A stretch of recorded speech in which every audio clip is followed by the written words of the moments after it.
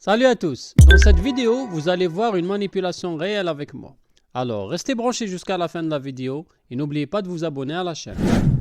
On avait parlé des virus qui sont des programmes qui se propagent à l'aide d'autres exécutables sur Internet ou sur des disques. On a parlé des vers qui sont des programmes autonomes qui ont la liberté de se déplacer sur un support de communication réseau de données.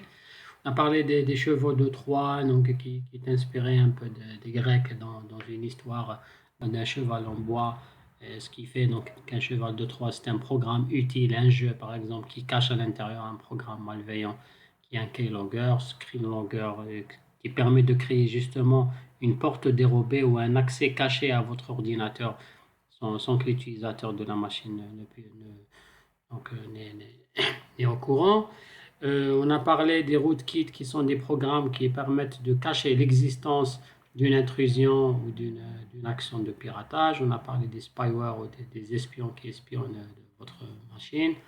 On a parlé des hawks ou des rumeurs. Donc, par exemple, en vous envoyant, dans la plupart des cas, congratulations, vous avez gagné 1 million d'euros, 1 milliard, etc. Alors que ce n'est pas le cas. Il y a des bombes logiques qui sont des malwares programmés à des dates bien déterminées pour effectuer une action malveillante. On a parlé des ransomware dans lequel le pirate vous chiffre vos données et vous fait du chantage pour déchiffrer vos documents d'entreprise. On a parlé des adware pour aussi publicité, espionnage, etc. Et puis on avait parlé de beaucoup d'autres programmes malware. Voilà, c'est pour juste vous donner une synthèse sur les programmes malveillants. Il y en a d'autres. Il y en a ceux qu'on a déjà vus et ceux qu'on n'a pas encore vus, mais qui s'inspirent toujours de la logique de virus vert et ainsi de suite. Je vais vous faire une petite manipulation. Par exemple, j'ai un petit jeu en Java qui est donc, le jeu Tetris qui est très connu à l'époque. Donc pour l'exécuter, il faut être informaticien pour l'exécuter en brut parce qu'il faut aller déjà dans le chemin du jeu et puis taper la commande Java, donc main.start.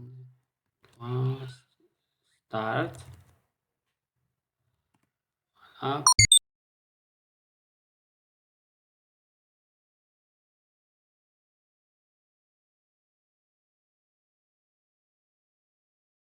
Donc pour un non-informaticien qui ne pourra pas faire ça, on va lui générer un exécutable. Ben, l'exécutable, il peut uniquement lancer le jeu comme il peut faire mal à un système donné. Donc généralement, donc, les exécutables qu'on peut réaliser nous-mêmes facilement, ce qu'on appelle les fichiers BAT. BAT sous Windows et Batch sous Linux. Donc un fichier BAT, c'est un fichier avec extension .bat, par exemple test. Donc test.bat, donc dans lequel on peut mettre plusieurs commandes MS-DOS. Et donc si c'était Linux, on peut mettre plusieurs commandes Linux.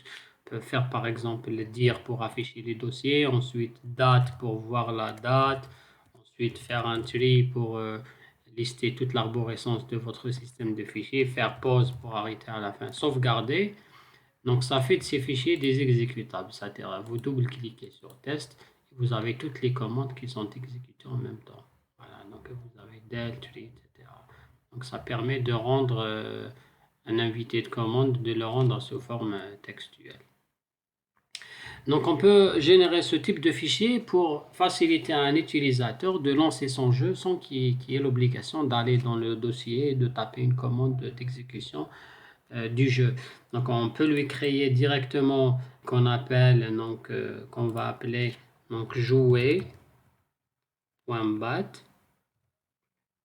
Voilà, on bat à l'intérieur de ce on va mettre par exemple donc la commande directement Java espace donc main.start.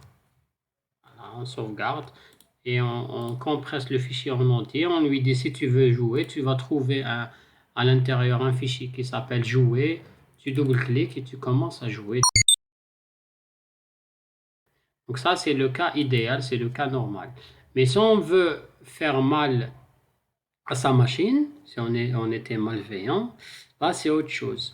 Vous savez que par exemple dans le système Windows, les chemins sont connus. Dans C, vous allez trouver Windows, après système 32, etc. C'est là où se trouvent les fichiers sensibles de votre système d'exploitation, y compris les fichiers de démarrage.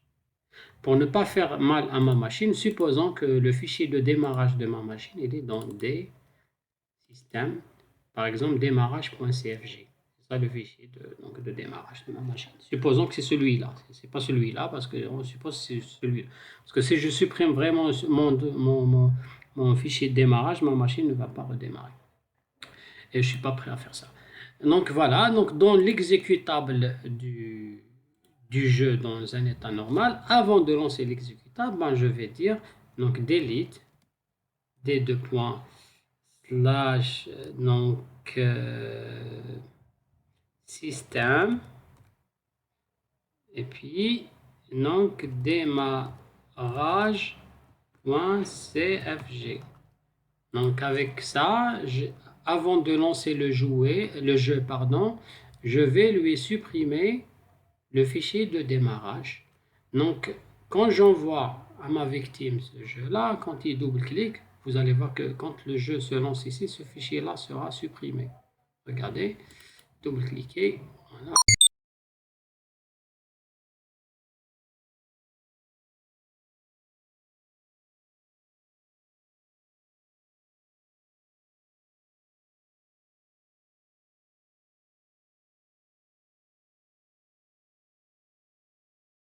Donc game over.